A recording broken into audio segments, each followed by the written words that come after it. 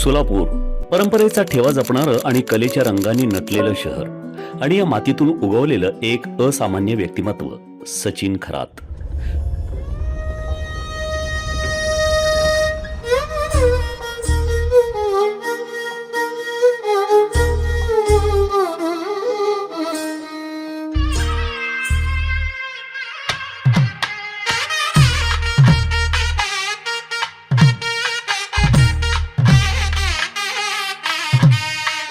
आंतरराष्ट्रीय पातळीवर आपली वेगळी ओळख निर्माण करणारे पण तरीही साधेपणाने जगणारे एक विलक्षण चित्रकार. सोलापुरातील 7 रस्त्यावरील त्यांचं कलादालन म्हणजे केवळ आर्ट गॅलरी नाही, तर भारतीय संस्कृतीचा जिवंत दस्तऐवज आहे. दालनात पाऊल टाकताच मुघल, राजस्थानी, कानडी अशा विविध पारंपरिक शैलींचा भव्य संगम डोळ्यांसमोर उभा राहतो. या सर्व शैलींचा सखोल अभ्यास करून सचिन खरात यांनी स्वतःची एक स्वतंत्र वैशिष्ट्यपूर्ण शैली निर्माण केली आहे, जी त्यांच्या कलेला एक वेगळीच ओळख देते. कलाकाराचा जो स्टुडिओ कसा असला पाहिजे एक उत्तम उदाहरण देण्याचा एक मी प्रयत्न केला. सगळ्यात महत्त्वाचं, कलाकारांना चित्र काढण्यासाठी जो सूर्यप्रकाश किंवा जी प्रकाश योजना लागते ती माझ्या स्टुडिओमध्ये मला असं वाटते की पुरेपूर आहे.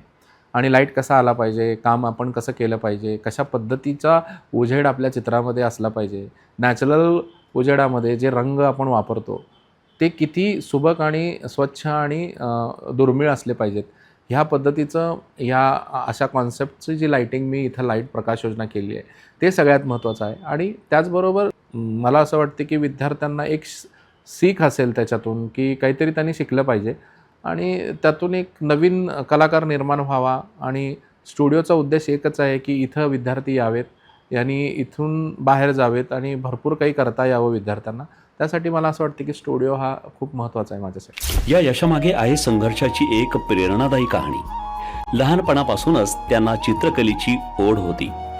घरची परिस्थिती अत्यंत हलाखीची, पण आईचं स्वप्न मात्र मोठं.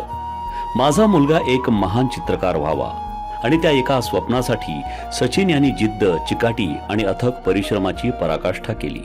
शून्यातून स्वतःचं विश्व उभं करत त्यांनी आपल्या कलेनं जग जिंकायला सुरुवात केली.